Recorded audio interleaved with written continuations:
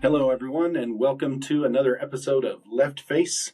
This is the Pikes Peak Region podcast where we talk about veterans issues and politics through a progressive veterans lens. I am your co-host, Dick Wilkinson, and I'm joined this morning with Adam Gillard. Good morning, Dick. How you doing? I'm doing great. It's 2026, Yeah, buddy. the first, so we're recording on the first, and we are, I think we're in a forward-looking mood more than maybe a reflective mood.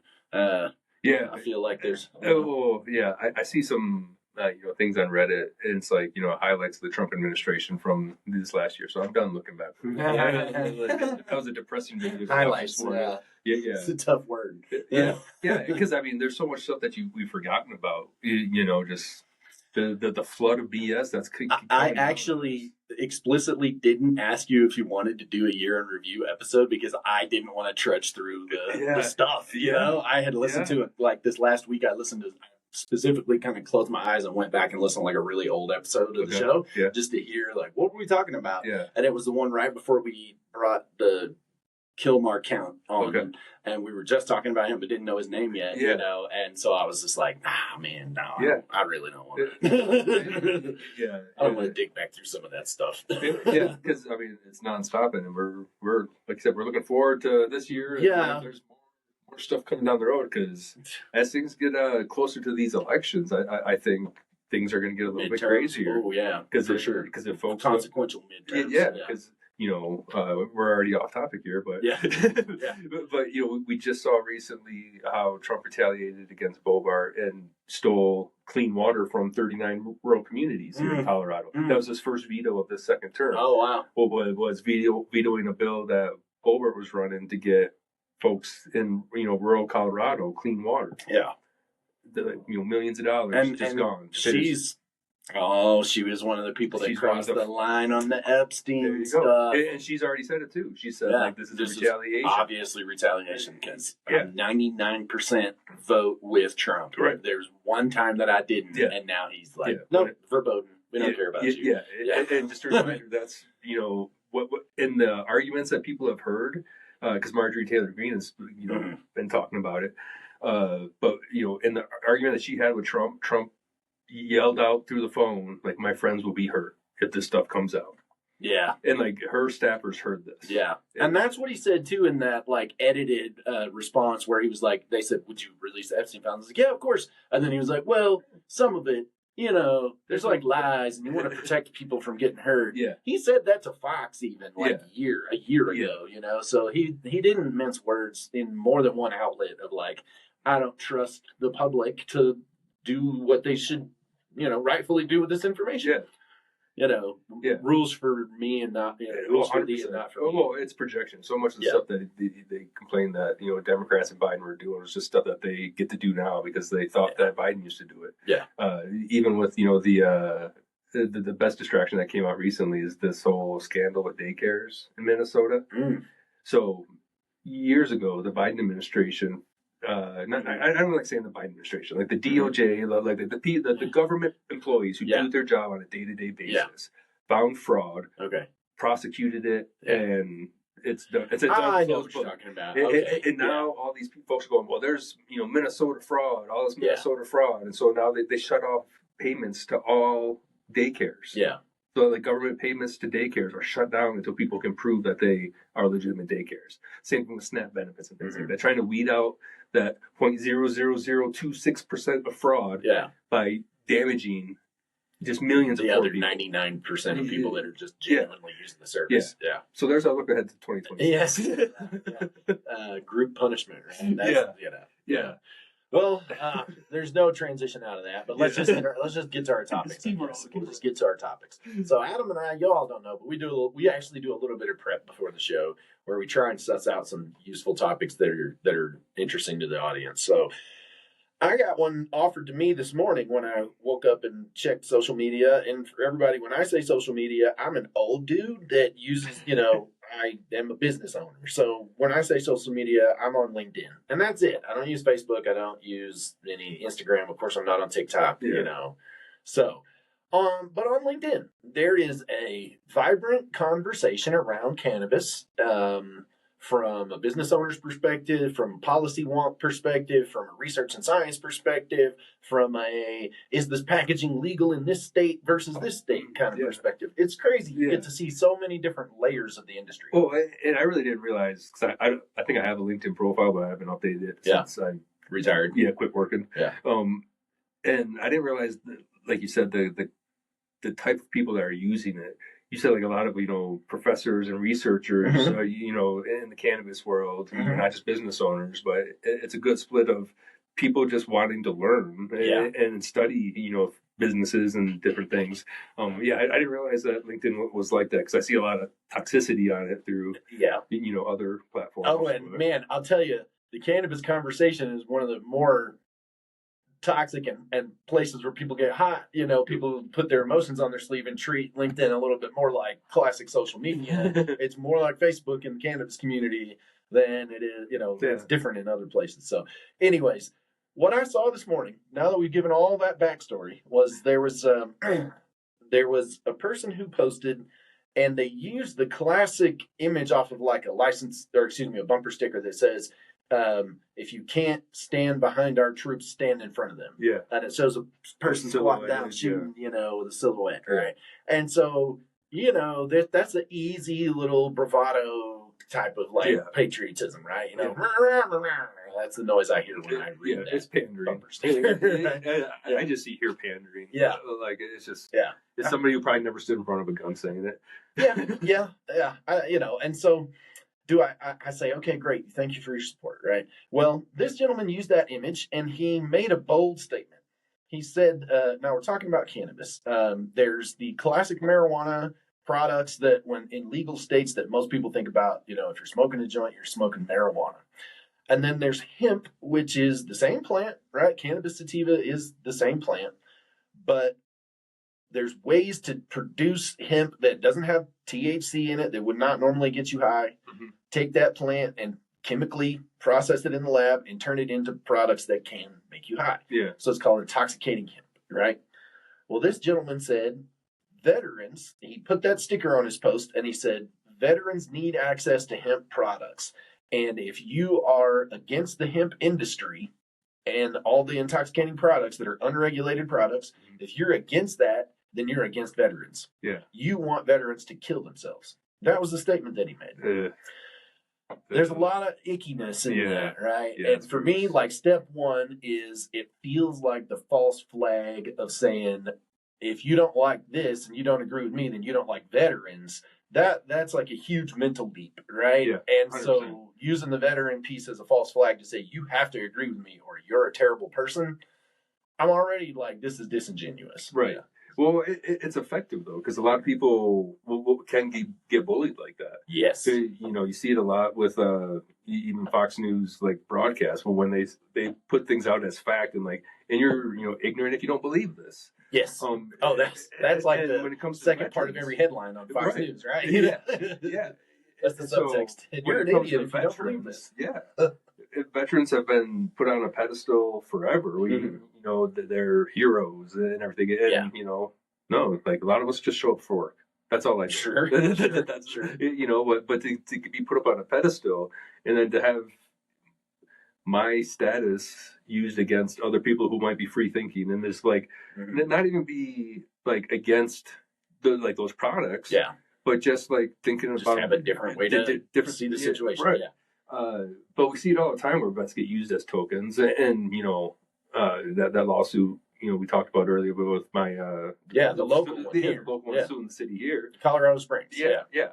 I got used as a token, but it was effective. Yeah, but here's what me and you were both arguing, is that veteran access would increase locally, even if it was recreational market that opened up versus a medical market that opened up. So we were putting ourselves on the line to say this is a way to support veterans, right? Yeah. And it's not bring us more Delta 8 or hemp stuff or unregulated stuff. It wasn't that. No. It was get us access to regulated, protected products, right? Yeah. However that access comes. Yeah. And then you have, we'll use that to kind of transition into access and whether or not if there's a difference between classic marijuana or these hemp products, is it suitable?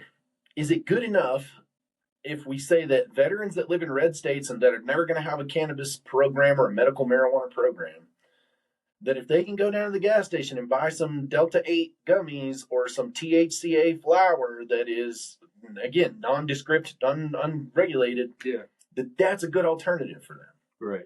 There's another piece of the argument. So I guess what's your take on that? Does it need to be classic clean marijuana, or is this other category of products out there an effective stopgap? So I think the biggest thing it points out is that we need to do more research, right? Mm-hmm. But personal research, I've taken some of the gas stop Delta 8 stuff in Indiana. That's where I first learned about it. I had some family members in Indiana, and they were telling me about it because, I was talking about my advocacy right here locally. They're like, all we get is this stuff. Yeah. So I went and I grabbed some and I tried it, and it made me space out. Mm-hmm. But I don't remember, it felt like time was jumping versus actually like any kind of good introspective journey or anything like that. Mm-hmm. It just felt like truck stop speed. You know what I mean? It got you high, but you just disconnected. Sure. There was not a real good feeling about it. You just weren't connected. So I did it the I think it was a pack of like 5 pills or something like that. Yeah. I did it the once and never. I think I threw the rest away. Yeah. It just. So I've traveled to states where it's only, it's hemp only states, and I've had both THCA flower and different edible products that are like what you're talking about, Delta 8 or HHC or whatever. Yeah. So I'd say probably on 7 or 8 different occasions I've had different types of products in different states, different markets, right? So I don't have a broad personal use experience with it, like you don't either, but I understand the chemistry behind how the products are made. I understand some of the concerns about the supply lines of how the products are produced and actually make it to the store shelf. Yeah. And for me, I guess my argument doesn't get into the piece of if you take this product, will it treat your symptoms? Yeah. I can agree that that's probably true, right? I'm not saying that if all you have access to is Delta 8 or THCA flower or hemp-derived Delta 9, whatever it is, right? Like, never mind that we're getting into the eaches on like the weird pieces of these types of products. If you take it and it's effective for you, I'm not mad about that. Yeah. What I am upset about is the idea that advocacy should rest on its laurels and stop if there's a state where hemp-derived products is all that's available and there's no medical marijuana program for patients or recreational for adults. If neither one of those exist, and we say, okay, we've made it, like we've taken care of the veterans, they can go to the gas station and buy this stuff.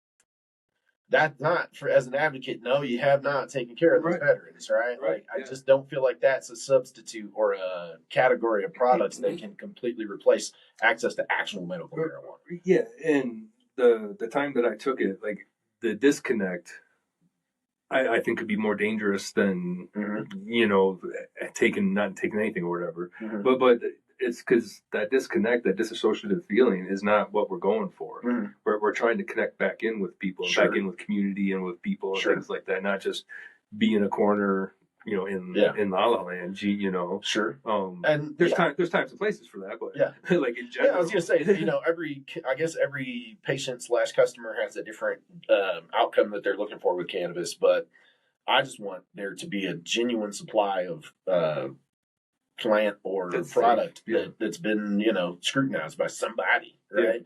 Yeah. I just don't feel like a lot of what's on the shelf right now is hemp that's grown in China, already even cooked into distillate concentrates and just shipped over to the U.S. and then turned into, it's actually turned into the candy or whatever once it makes it to California. Okay.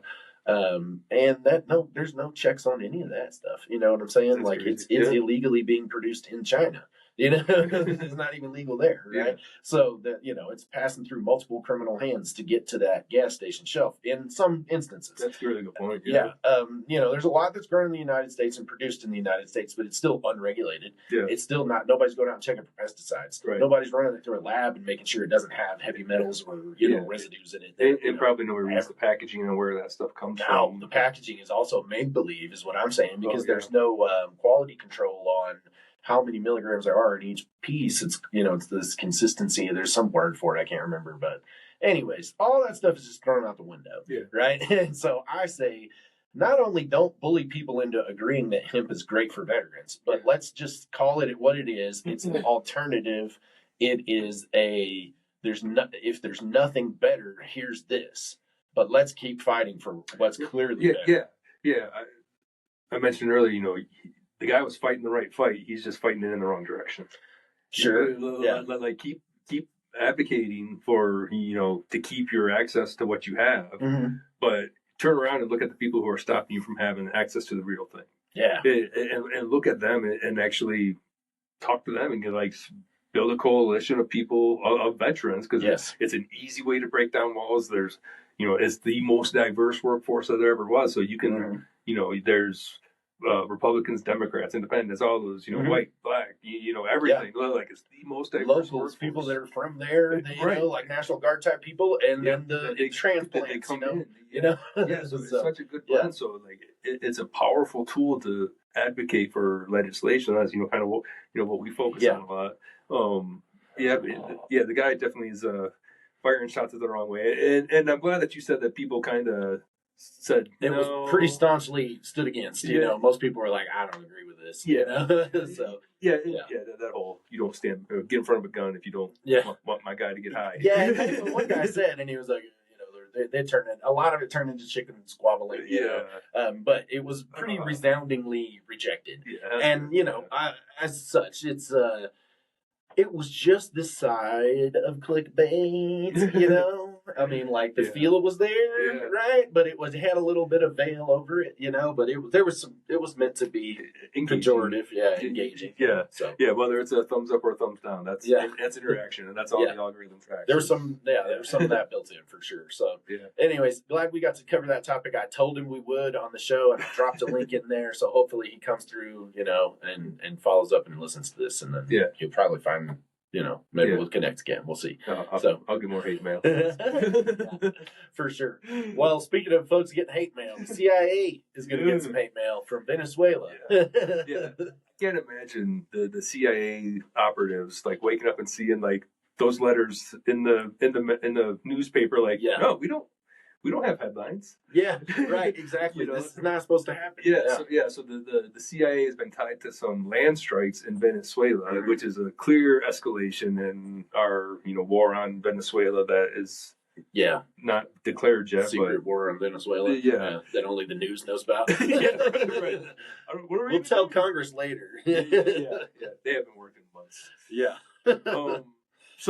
But you were saying that CIA wasn't even supposed to be on the hook for this, but it kind of got leaked by somebody. I can't remember who leaked it. So Trump on, what is today? Thursday? I think it was maybe Sunday. Donald Trump was doing a radio interview, and somebody asked him, hey, I heard that there was a strike in Venezuela. Can you tell us, what was this, like the first strike on land? Or they asked some kind of question about specifics. And so President Trump said, the CIA blew up a facility of this well-known drug family down there. And, they're really good at what they do. And that was that. It was just this matter-of-fact statement of like, man, CIA really messed those guys up. And then, they went on with the interview. And then it was a few hours later of that same day that the problems started to happen, the operative woke up and said, no.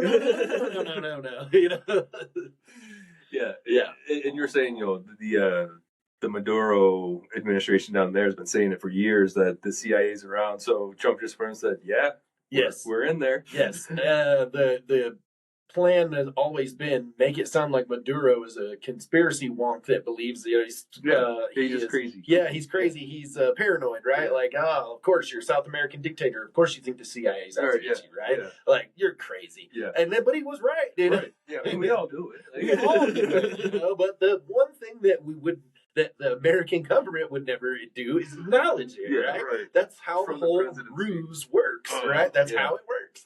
And so after that day, what was funny was the next day, everybody had made the rounds throughout the U.S. media that like Trump just divulged that this was a covert operation.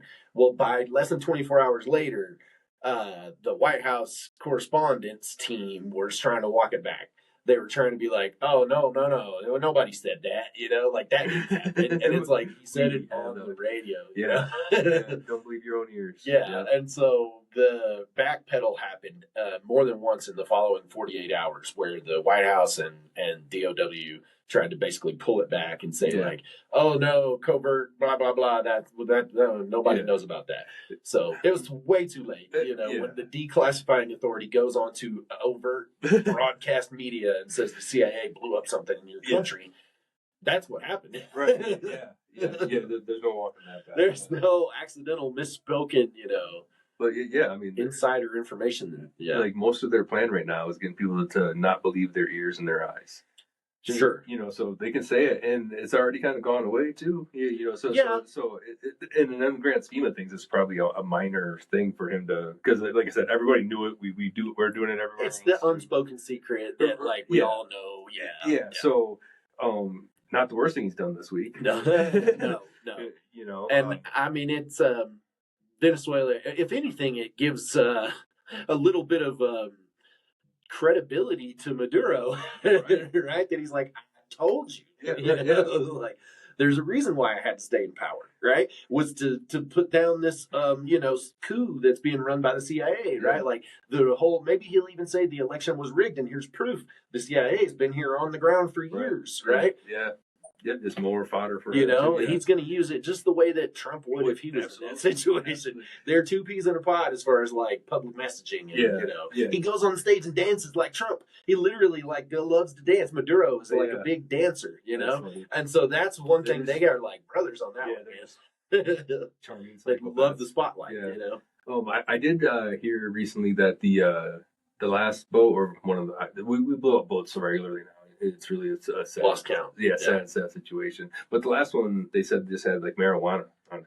Oh yeah. Yeah, and so the stuff that we can go down the street and buy, cost people their lives. Yeah, and there's still no, and it's like because they're getting rid of the people that say no. And back to the monologue earlier. This year, anybody that says no is going to get replaced. For sure. As we get closer and closer to these elections. It's scary where our military's, at right now. Yeah. I don't know I wonder, and I guess I'm glad I'm not a part of it, because I feel like for my 20 years in the Army, it was extremely rare for anyone inside the military to ever cross the boundary and divulge their political views or who they voted for or just talk about politics at all, right? Like, you knew the people that didn't like Obama. They couldn't help it, right? But that was about it, And then every now and then you knew the people that didn't like Bush, and especially because we were going to war, and like the people felt like he was kind of responsible for this deployment, and so there was some of that grief, but it was still very limited, right? Mm-hmm. I can't imagine the kind of pressure inside the ranks right now that civilian leadership that normally would have never been partisan on any topic is making public partisan official statements, right?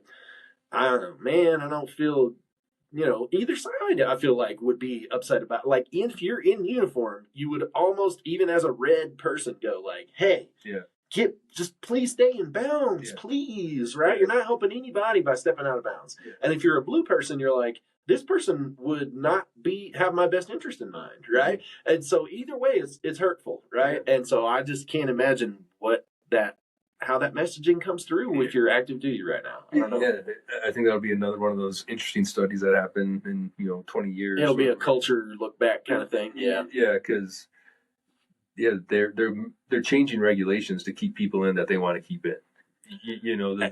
They're doing things they're really trying to shape the military, towards that, white Christian nationalist. Greenland. We should offer everyone in Greenland free citizenship if they join the U.S. military. That's like 400 people. So, I'm just saying. I think we already have more Americans on Greenland than the base up there's got more people than the actual people from Greenland. But I mean, Greenland and Denmark just came out and said, just said it again, like, you don't annex countries. Like, so they've come out and said it recently again. Like, I watched a long interview with the governor of Louisiana that you had mentioned. He's in charge of the Greenland envoy stuff, and the interview was 15 minutes of LSU and college football, and then 1 minute of Greenland, because they was there as it was a sports topic, But then at the end, they were like, "Oh, hey, by the way, you gonna go get Greenland?"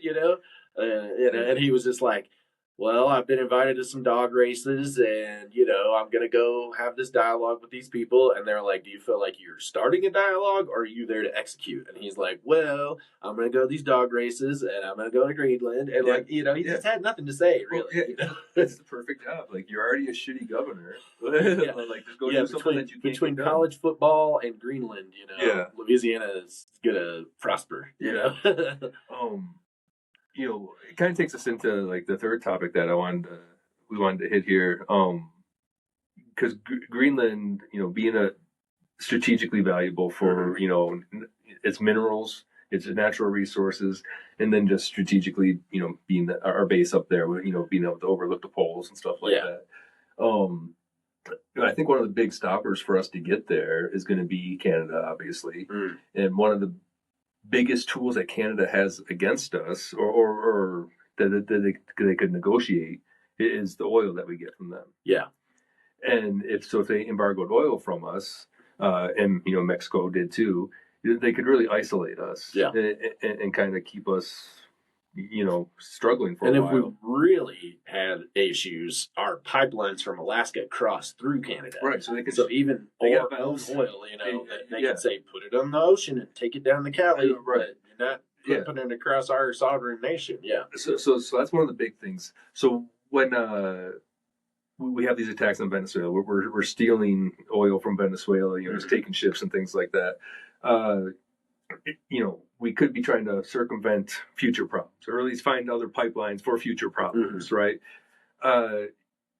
We heard recently that there was a strike in Nigeria. Yes, last week. Yeah. Where Christmas Day, actually. Christmas Day. And it was symbolically done on Christmas Day. Yeah. Oh, it was a Christmas miracle. Yeah. Sweet. They did. They were public about that. They said, we're ready to strike, and you said, wait till Christmas Day. And why did they do it on Christmas Day? Like, tell me, like... part of the overt messaging of why we attacked the people that we did attack is the claim is that they have been indiscriminately killing Christians, African Christians, in that portion of Nigeria. Mm-hmm. And to protect the Christians, we're going to kill their nemesis, if you will. Yeah. And that this group of Islamic State type people are operating with impunity, and that the Nigerian government was like, sure, go kill those guys. And so I assume that Christmas, some symbolism was associated with the idea that we're protecting Christians. Yeah. Right? Yeah.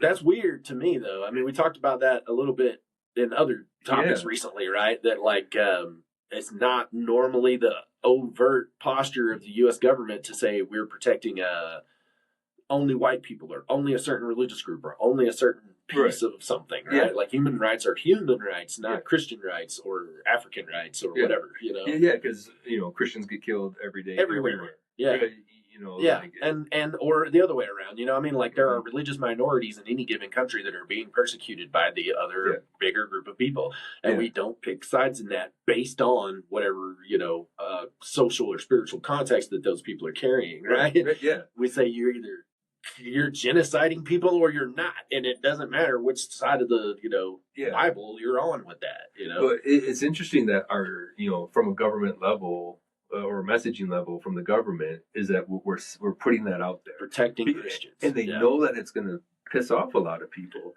and it'll distract a lot of people. It feeds the base like cotton candy, man. Right? You know what I'm saying? And it gives them another dog whistle. Like, oh, we're not racist. We just protected a bunch of black Christians. Yeah, too. So it gives them it gives them a little buffer there too. Yeah. But I think it's a bigger distraction, because you mentioned that Nigeria has pretty sweet oil, the ultra sweet. It's called super sweet crude or whatever, ultra sweet crude. Yeah. So it doesn't have to be as refined and things like that. Because Venezuela, they don't even have the stuff that we can refine here. So got a lot of rocks in the oil or whatever. I don't know. But no, Nigerian oil is in the basin right there on West Africa, where there's a lot of oil close to the surface, and it is just already been, like, I don't know, refined by the earth, if you will. Mm-hmm. And so once you draw it out, it doesn't take as much work to turn it into the various fuels. So it's considered basically the most premium, like, fresh out of the ground oil in the world, right? Yeah. Nigeria has that top fresh out of the ground oil. Yeah. And the permission from the Nigerian government associated with these strikes would also, again, tell us we understand how Donald Trump does diplomacy, if you will, right? Yeah. Hey, I'm sure you guys don't like these folks. They're up on the border with some other country that you already don't care about. Yeah. None of us care about it. And we'll blow something up in the middle of Africa and nobody would know. Like, our citizens aren't really going to know where it's at, so it doesn't matter. Yeah. Right? You know? And so it was just a trade, you know? Like, let us go blow up some terrorist group. We'll get a messaging win out of it, and then the ships will be by to get all this oil. Like, let's do $1 trillion deal on some oil. Yeah. You know? Yeah. That's happening. For sure. So just mercenaries at that point. It's weird, but that's what it is. Yeah. Yeah. And I'm you know, I am a Christian. I go to church and I hear pastors talk about the persecution of Christians in other parts of the world. There are charities and non-NGOs that, you know, focus on doing nothing but supporting populations of Christians in places that are persecuted. But if you were in any other, if you were Jewish or Muslim or any Eastern religion, and you were in a place where you were the minority, you'd probably have that problem, right? Like, that persecution is happening in all directions, right? And so American policy being focused on protecting any specific religion doesn't make sense. Well, right? It's the same day that Trump put out his tweet that the only true Americans are ones that believe in Jesus of Nazareth. Okay. You know, I didn't see that. I mean, that's just you're just cutting off so many real Americans. Yeah, real Americans, air quotes. Yeah, air quotes. Right. Yeah. Yeah. The American government is a secular entity. It's not theology, or, you know, it's not theocracy, and no one has ever really actually wanted it to be a theocracy. Right. And there is just a lie that is perpetrated through the ultra right side of the house that, like, America was always meant to be this Judeo-Christian society. No, like, there's not really. The founders were not down with that. No governments from the state through to the federal level have ever tried to enshrine, you know, religious stuff directly into their constitutions. Right. Like, that's not how. It's usually the direct opposite, that they deliberately make sure that it's, that it's not. Yeah. So I don't get it. You know what I'm saying? Like, but there we are, right? Like, I mean, it's not confusing when we understand who's doing it, right? But it's not in any way coherent with how America's done business for the last 200 plus years, right? So hopefully it's a temporary aberration, if you will, on our foreign policy and diplomacy of, like, hey, certain humans have more rights than others. Yeah. No. That's even an unchristian thing to just say out loud. Well, you know? I mean, when you look at Trump being the flag bearer here, he's like the most unchristian. Yes. Zero, like, qualities of Christ, you know, or the teachings of Christ has he ever followed. Right. You know, and he's the flag bearer right now. Yeah. It's a sad state. And he should be the secular leader of a secular organization. Right. Yeah. And there's a reason why that's who he should be. Because he's not the Pope, and he's not in charge of a church, and he is not trained in any religious thought, or, you know, he has no background in that, right?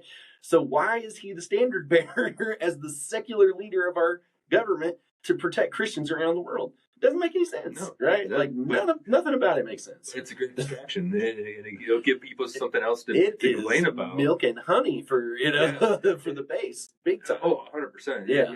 It's great for them, and then on Christmas Day gives us all something to bitch about and not worry about that. It's like clapping for Rocky beating up Drago. You know what I'm saying? It's that level of patriotism. You know, like pandering, not patriotism. Yeah, right. That's what they're trying to drive, I guess I should say, is like that feeling on the inside, like, but it's real, right? Like, we actually killed real people, right? It wasn't a movie, you know? You know? Here we are. 2026. Here we go. What? Ooh, let's see. What is the next country that we are going to do something weird in that's like extrajudicial, if you will. Mm. And I don't know. It's probably going to be soon. Yeah, But it doesn't mean that what's happening right now can tell us exactly what the next one's going to be. Yeah. What do you? I don't know. I think Mexico. I think we're going to go in and do some cartel stuff. Mm. So without Mexico's permission, we're just going to go Mm-hmm. take care of some things. It's we were told that he's not allowed to deploy the troops into Chicago, so he's just going to send those folks down to Juarez, right? And he'll make one of those zones. Yeah, those zones that they did earlier this year. Yeah, the extra legal. Where we're extra stuff, and they'll keep moving that south of the border, and just. Oh, that sounds like a Donbass and Eastern Ukraine method, right? Yeah, he's got a mentor. Yeah. How exactly did you come up with this plan? Yeah. I like Tijuana. You ever been there? I want it to be in California. Yeah. Then it won't be Tijuana anymore, Donald. Yeah. All right. Well, there we go. That's it. That's our look for 2026. Yeah. Mexico's on the hook. All right. Well, thanks for tuning in, everyone.